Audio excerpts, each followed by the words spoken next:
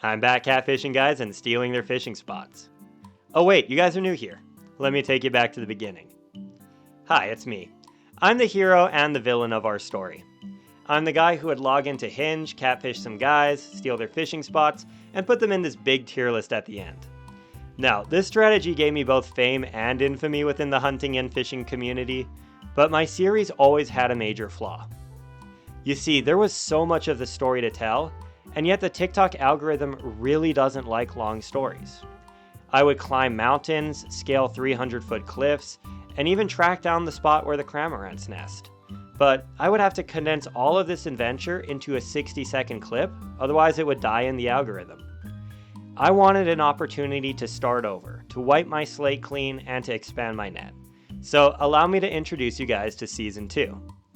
That's right, we've officially breached containment. Not only am I here on YouTube, but I've infiltrated the ranks of all the dating apps, and boy, we got our first bites. Now they led me here. It's a calm cove on the Oregon coast, and it's perfect for a picnic, a swim, and getting to know somebody. But honestly, I'm not interested in the aesthetics. Our participant told me this place would have surf perch, and I'm gonna be honest, I'm not even seeing the surf. I started with a standard shrimp rig and low expectations, but as I kept trying this obviously dead swimming hole, I could hear something calling to me. Just a little to the left were some sketchy rocks with a deep kelp-filled pocket. Now look, there's not gonna be any perch out here, but I had a feeling I'd find something better. I reset my rig with just a single sand shrimp and a rock. Now this rock is designed to intentionally snag the floor and keep the shrimp from getting ripped apart in the waves.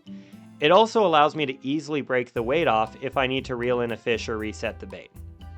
I did my best to bounce on the rocks without hurting any starfish, waited for a good break in the waves, and cast out into the hole.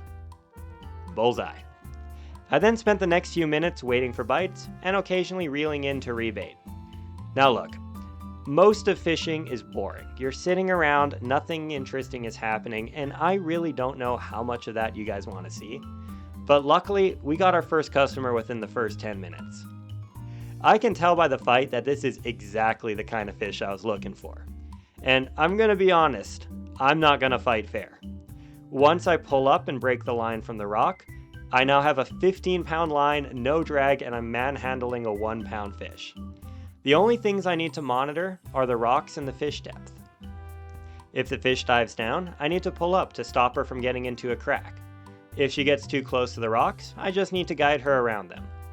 Once she's next to me, I can simply lift her out of the water and bring her back to shore. Mission accomplished. Now, this little goober is a kelp greenling. You're gonna see a lot of these in the ocean fishing videos. 1, they're an easy species to target. 2, they don't have very good survival skills. 3, they're not super cautious of fishing line. And 4, and probably most importantly, they're very tasty. All in all, they're one of my favorite species to target, and now that I know that they're around, I need to start testing my luck. While fishing this first pocket, I spotted an even deeper pocket out to the left. To access it, you have to cross this small gap in the rocks and then face the waves head on. There is a little shelf that absorbs most of the breaks, but a large wave will break over it. Not afraid, I hopped out onto the rock, tossed out my line, and started to wait. Now, unlike the other spot, I have to be laser focused on the waves. This is not an open ocean spot where I can spot the sneaker waves 2 minutes out.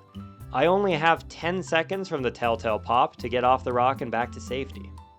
Now look, I usually don't show this kind of footage on TikTok because I'm worried about a literal child copying this behavior and dying, but I trust you guys on YouTube a little bit more. That said, I do want to give you all a warning. I've been playing in the waves since I was 4 years old and surfing since I was 6 or 7. Even I think this spot is dangerous. Parts of the rock are super slick, the water is cold enough to send most people into shock, and you're one bad head hit away from sleeping with the fishes. But come on, you gotta admit it's cool. Also, with high risk sometimes comes high reward. I was moving around on the rocks and felt a strong bite. Once I set the hook, I had another fish on, but unfortunately the timing could not be any worse.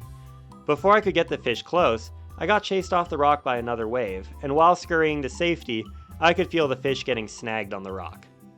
I did my best to break the hook loose while keeping a constant tension in the line, and finally I felt it come free. I reeled around the rock and saw something on the other side. That's not a fish. Now look, I'll never know what happened under the water, but somehow the fish shook off the hook in a way that caused me to hook the mussels right after. But you know what? This is the first time I caught a mussel bait fishing, so this spot gets bonus points for creativity. At this point, I knew my time here was practically up. The tide was coming in, and with each minute, my wave shield got smaller and smaller. I could build another rig, find another rock, but by then, I probably wouldn't even have a perch to stand on. I decided to call it a day with a good story and a nice fish. Before I let you go, I just want to ask you for a little bit of advice. You can probably tell I'm new to this format, so if there's anything you can think of to improve the narrative or the visuals of this series, please let me know. Either way, I'll see you next week with episode 2.